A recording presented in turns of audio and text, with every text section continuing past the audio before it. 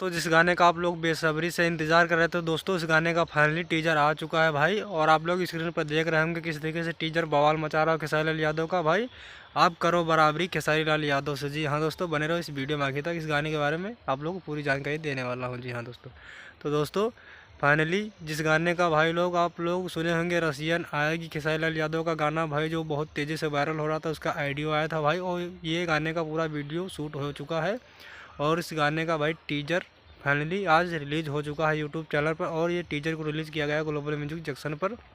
और गाना भाई सुबह सुबह ही रिलीज़ कर दिया जाएगा 7 बजे।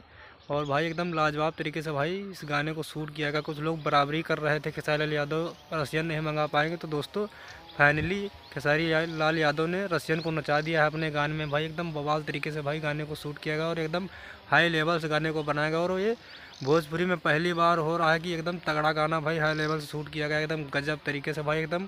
और ये 2025 का भाई एकदम ताबड़तोड़ ये गाना होगा और बवाल मचा देगा भाई, क्योंकि एकदम हाई लेवल से गाने को बनाया गया। और खेसारी लाल यादव के जितने भी फैन हैं भाई एकदम लाजवाब तरीके से प्यार करते हैं खेसारी लाल यादव को। और इस टीजर जैसे ही आया भाई ये 30 नंबर पे ट्रेंड कर रहा है भाई।